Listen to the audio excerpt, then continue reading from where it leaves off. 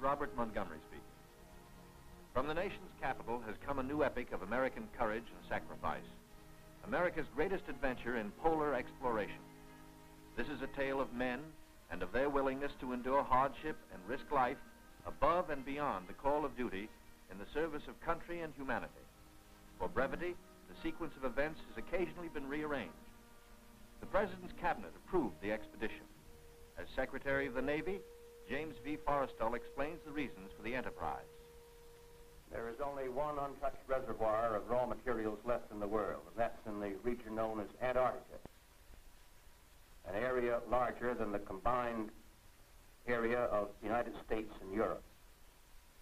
The American government is sending a naval expedition to that region.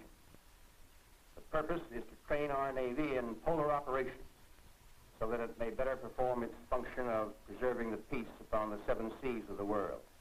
Beyond that, the American government is seeking to do its share in the discovery and the release to the world of the unknown treasures of Antarctica in the interests of all mankind.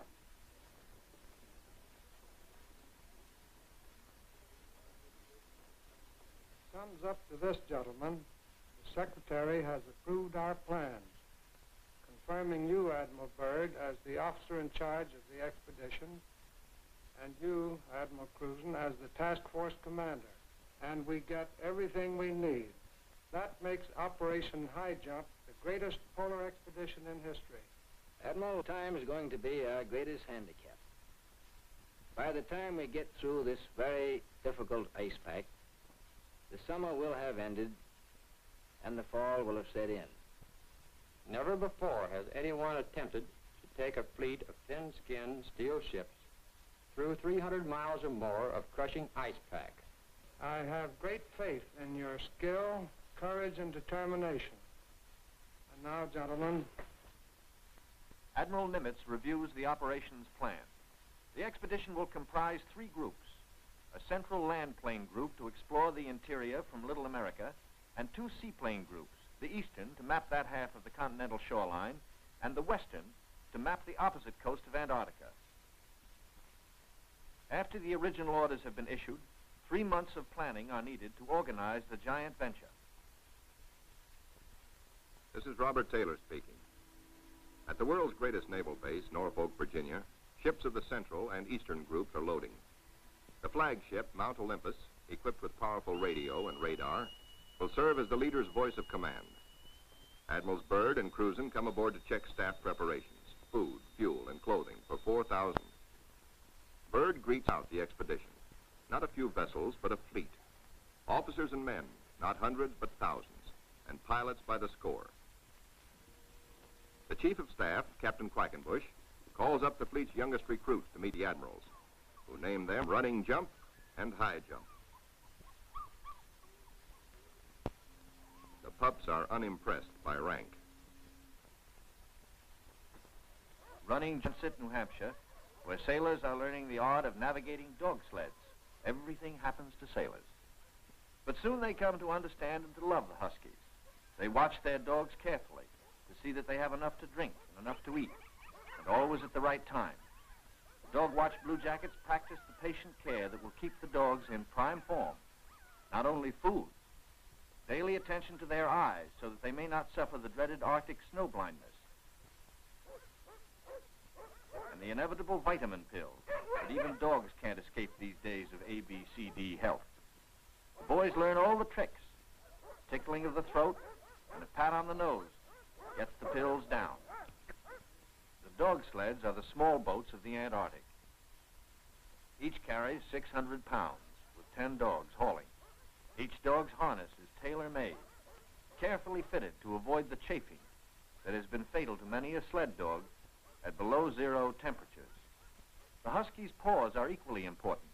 There are canine snowshoes, precisely notched for the pulling claws. In cut-down auto chassis, the sailor drivers finish training. Huskies so often have meant life itself to Admiral Byrd that he calls them his Antarctic Life Insurance Company. From Norfolk, Admiral Cruzen sails aboard the Mount Olympus. His crews are a cross-section of the country's manhood. Admiral Byrd will follow later in the carrier, Philippine Sea. The Coast Guard icebreaker, North Wind, powerful plow horse of the expedition, backs out. The seaplane tender, Pine Island, is first to stand out to sea. Steaming south via the Panama Canal, the fleet must cover 12,000 miles to reach Antarctica. At the 100th meridian west, the groups are to separate, and the central group proceed to a rendezvous point at Scott Island. This is Van Heflin speaking.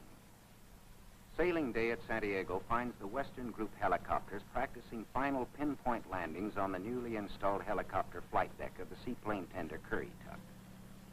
They are to serve as eyes of the fleet when it buffets through the pack ice, and when need be, to go on rescue missions. For exploration, 3 Martin Mariners, called PBMs, with a flight range of 3,000 miles, are spotted aboard the Currituck. Ships of the Western Group will proceed 10,000 miles south to the Balleny Islands, 860 miles to the west of Little America. Aboard the Mount Olympus, now heading south in the Pacific, Admiral Cruzen gives a traditional command, and up goes a strange flag.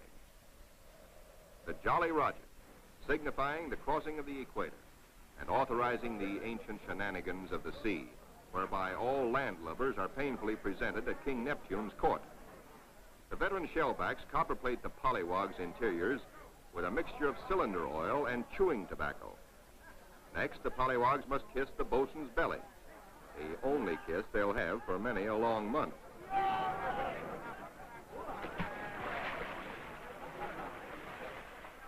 They wind up with a dunking and a final whacking to warm them up, officers and men alike. Wearing the whiskers of Neptunus caninus, Ricky, the veteran husky, presides as the pups become doggy shellbacks. The oncoming shadow of the Antarctic intensifies preparations. Bamboo is split for trail marker sticks. These, topped with flags, will form lifelines to guard the men against losing the trail in blinding blizzards. Small details, but vitally important in the wilderness of ice. The dogs are inoculated against infection. Now the serious business of the sea takes over. Danger menaces the fleet oiler, Cacapon. She must fuel the fleet now to lighten her cargo of 4 million gallons of oil. If storms strike her, plates may warp, rivets shear, and her back may be broken. And ahead are the dreaded roaring 40s. Deck parties run with hauling lines, bringing over the Cacapon's captain for a conference.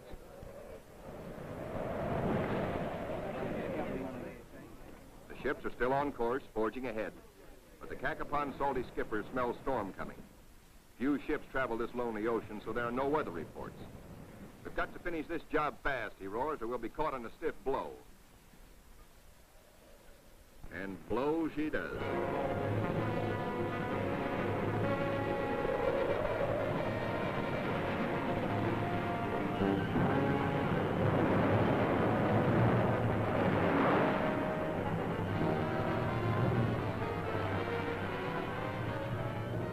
Dawn and clearing skies, but still the gale blows hard.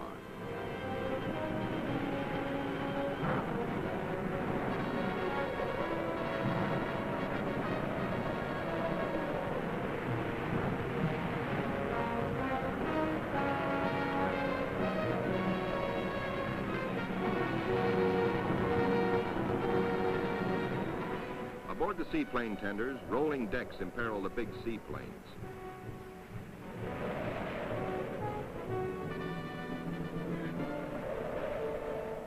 She rolls deeper. A sudden lurch. The Navy cameraman taking these pictures is thrown, his leg broken.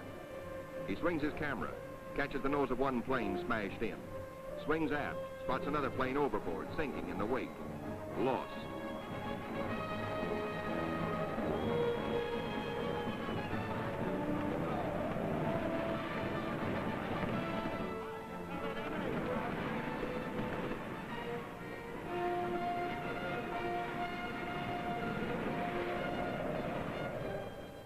There's no loss of life, but below in sick bay, the surgeons are busy with the injured.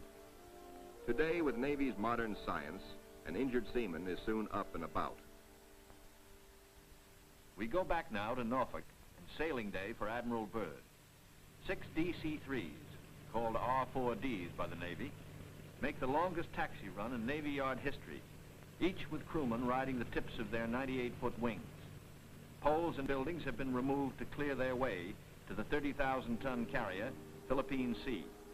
Admiral Byrd will sail the carrier close to the edge of the pack ice, then fly his 6 30,000-pound land planes from her deck, 800 miles across the pack to Little America. A daring and dangerous plan. But precedent was made in 1942 by Jimmy Doolittle in his much smaller B-25s, Tokyo bound from the carrier Hornet.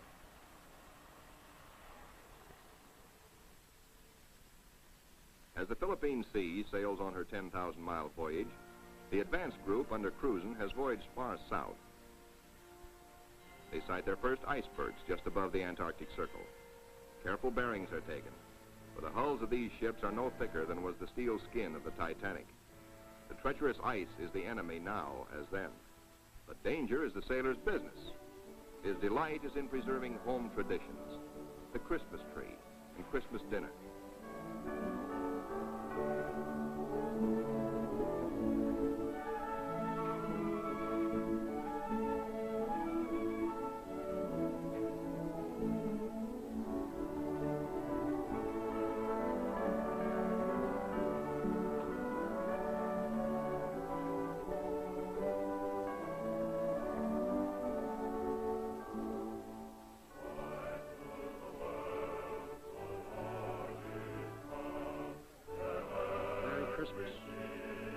Merry Christmas, sailor. Merry Christmas.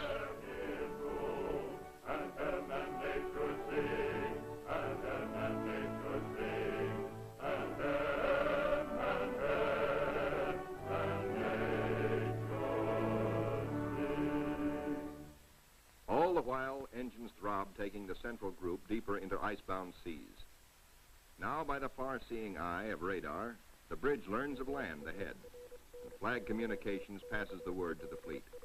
Scott Island, dead ahead. All ships rendezvous. 600 critical miles of their 12,000-mile voyage still to go. The ice pack ahead has been the executioner of many gallant ships. Cruzen summons captains and executive officers for a staff conference. While the staff confers, a small landing boat sets off for Scott Island, named in honor of the heroic British explorer Captain Robert Falcon Scott, who lost his life a generation ago trying to fight his way back from the South Pole.